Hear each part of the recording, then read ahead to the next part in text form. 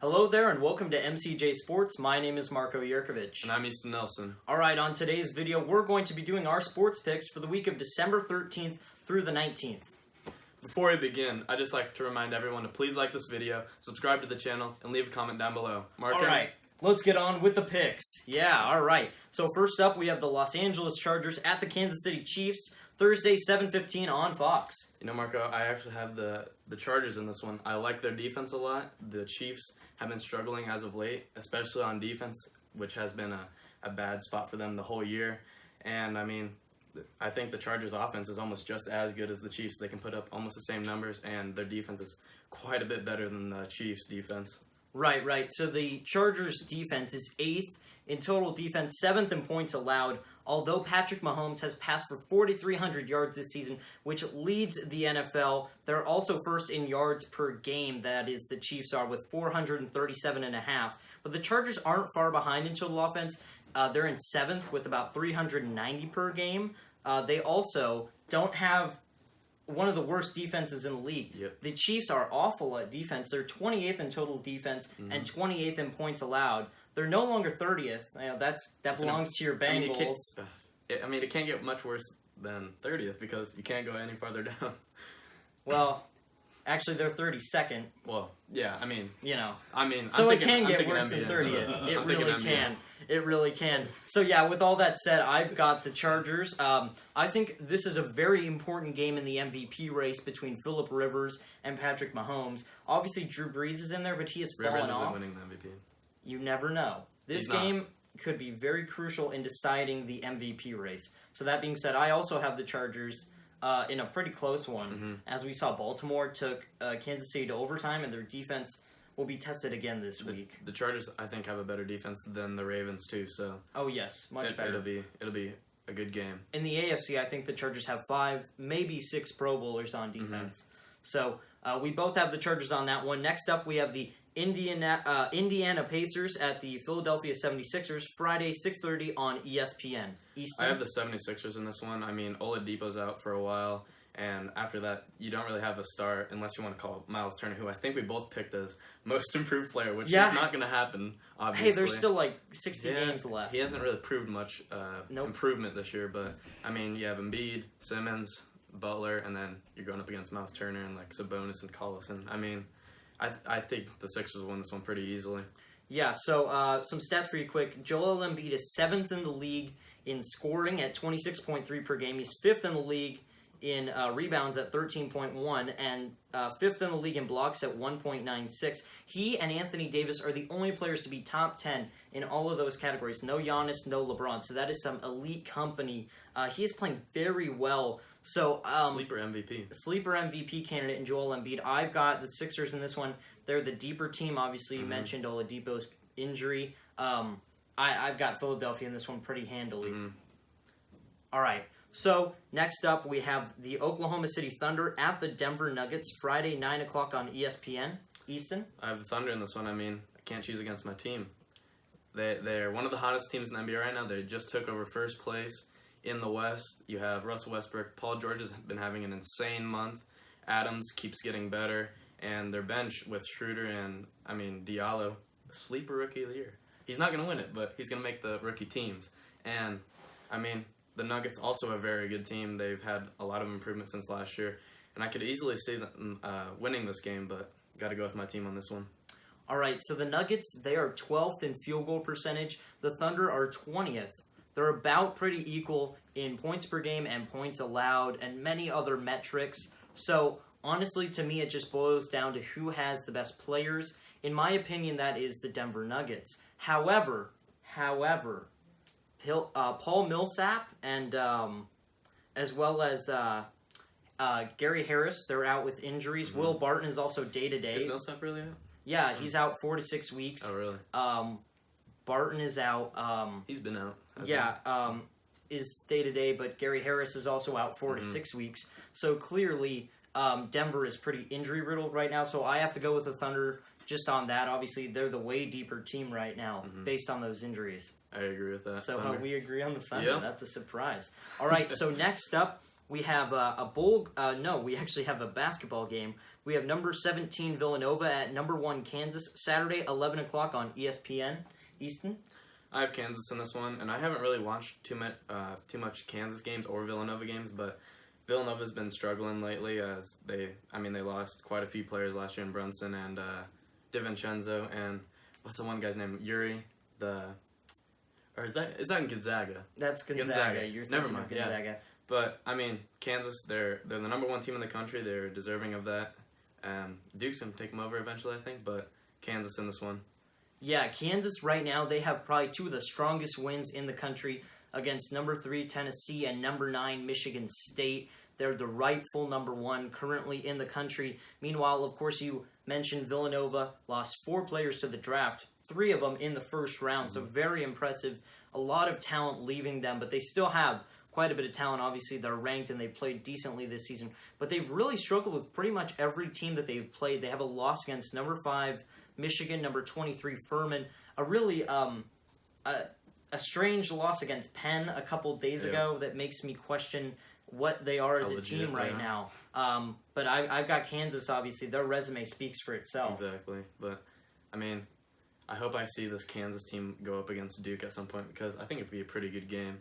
But Duke, to me, is still the team to beat. I would have Duke at number 1. Yeah. Even though they lost to Gonzaga, they've just been so dominant. Yeah. Obviously, Kansas, we just mentioned, they have a great resume, but just the eye test, it's just like Alabama in football. Even if they didn't play anyone for the first 6 weeks of the season, you have to just give them that number 1 spot. All right, so moving into some college football bowl games, we have Utah State against North Texas in the New Mexico Bowl, Saturday, 1 o'clock on ESPN. I have Utah State in this one. I mean, feel like they're more prepared as they are in a tougher conference than North Texas. And I mean, who did they play? They played I can't remember what game it was. They played Michigan State and only lost by a point, 24-23, season opener. So they have a lot of experience against ranked opponents, so I think they'll win this one. Okay, so I'm going to go the opposite as you. I'm going to go with North Texas. Utah State, they're a really great team, and as you mentioned, they played in a really tough Mountain West Conference. They beat teams the likes of San Diego State, Boise State. They also have a good win against Hawaii, who was a solid team. They also have a good win against UCLA, who got hot later in the season. But I have to pick North Texas because Utah State lost their head coach, Matt Wells, to the Texas Tech job. Seth Littrell, he was up for a couple of jobs, but decided to stay with his team. So North Texas is going to be more prepared, I believe, actually having their head coach with them right now. Yeah, I don't know how much that'll affect them, though, because they've practiced all year with that same playbook. And I don't know. I think the Utah State will win. All right, so we differ on that one. So moving on to another bowl game, we have Arizona State against number 21 Fresno State in the Las Vegas Bowl, Saturday at 2:30 on ABC. I have Fresno State in this one. They play in the tough Mountain West, like you said. They're ranked for a reason. I mean, they've had a really good season. It seems like they haven't been that good since Derek Carr, honestly. I mean, it's nice to see them back in the rankings, and so I have Fresno in this one. Yeah, I totally agree with you. Jeff Tedford has this team rolling. They played really well, had a loss against Boise State in the regular season. They were able to avenge that loss in the conference championship game. And if not for UCF going undefeated and playing amazing all season, they would be that group of 5 team representing in the New Year's Six Bowl. So they're a very talented team, and Arizona State better watch out. I know Herm Edwards did a great job getting them to a bowl game in their first year, but Fresno State is a different animal. I agree. All right, so let's move on to some soccer. We have Manchester United against Liverpool Sunday at 10 o'clock on Sky Sports. I have Liverpool in this one. I mean, they have a pretty good offense, and Manchester United has had a tough season on defense, so I have Liverpool in this one 2-0.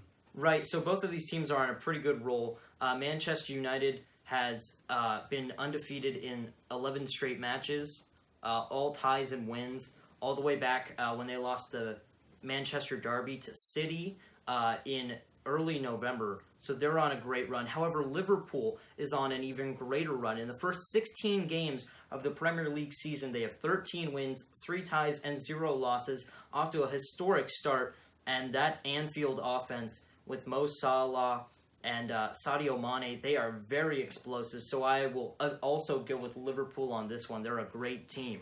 All right, so moving on to our first NFL action. Second NFL action. We have the Dallas Cowboys at the Indianapolis Colts Sunday at noon on Fox. I really like both of these teams. I think it'll be a really close game, but the Cowboys are one of the hottest teams in the NFL. The Colts offense has really struggled. Not really struggled, but they haven't. What's his name? Andrew Luck. Andrew Luck. Andrew Luck. He doesn't have very many targets outside of T.Y. Hilton. And What about Eric Ebron? He's like he's the third a- best yeah. tight end in the league right now. Yeah, but I don't know. Just the Cowboys, one of the hottest teams. I like their offense a lot better than the Colts, especially their defense is a lot better than the Colts, I'd say, with Leighton Vander Esch, who's a sleeper for defensive rookie of the year, honestly, I think. But so I have the Cowboys in that one.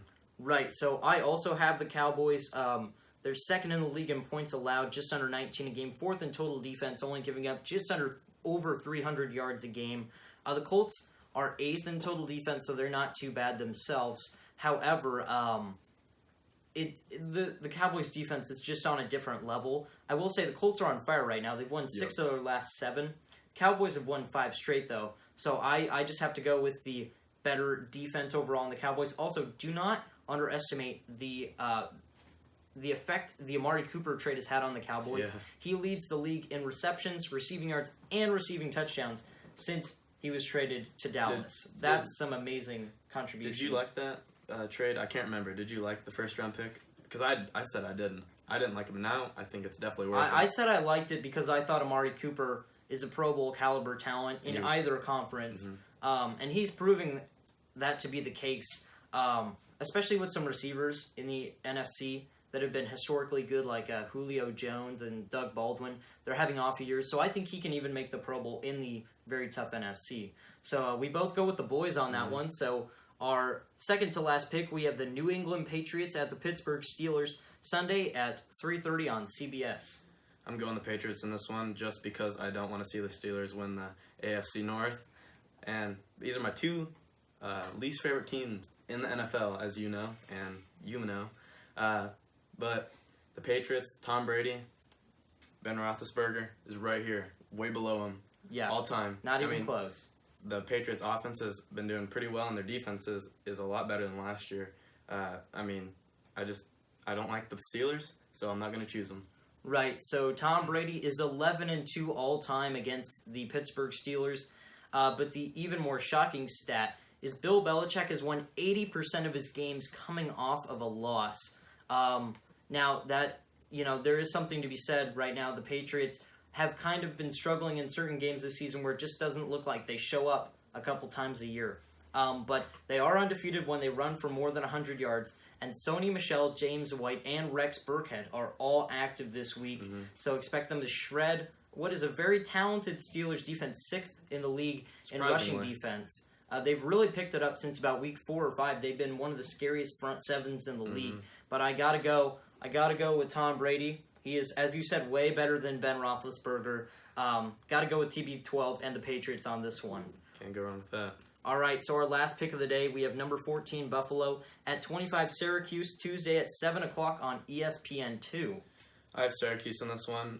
They have that, I think he's a sophomore now, Tyus Battle, I think is how you pronounce it. Yeah. The 4th. Yep, the 4th. I believe so. Maybe. I guess I haven't really looked at that, but I've actually watched a couple Syracuse games, and they look really good. They didn't start out in the rankings, did they? Or did they? I'm not sure. I don't think they did because they just popped up this week, I think so. But I watched Tyus Battle, the 4th, and he's looked really good, and I think he could be a sleeper for the draft next year, honestly. He's a great shooter, he can drive, and he's a pretty good defender as well.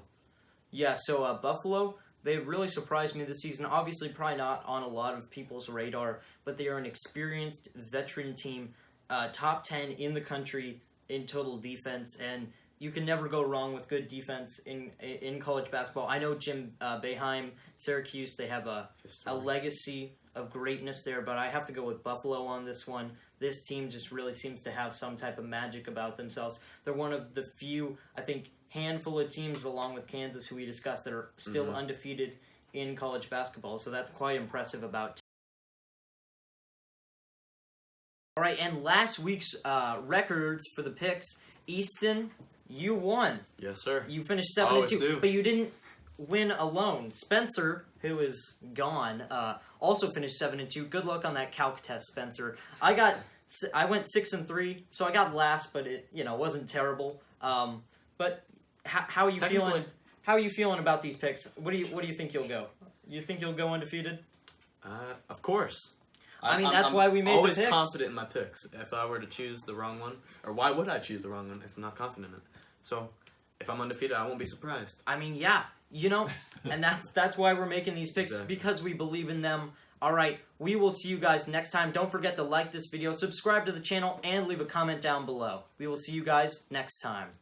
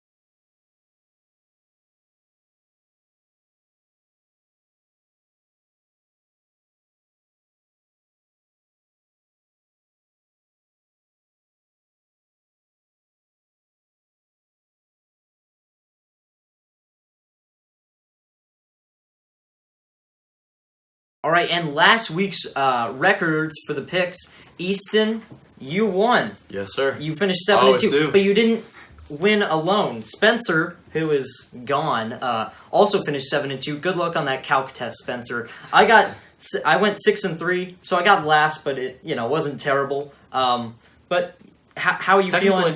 How are you feeling about these picks? What do you think you'll go? You think you'll go undefeated? Of course. I mean, that's why we made the always picks. confident in my picks. If I were to choose the wrong one, or why would I choose the wrong one if I'm not confident in it?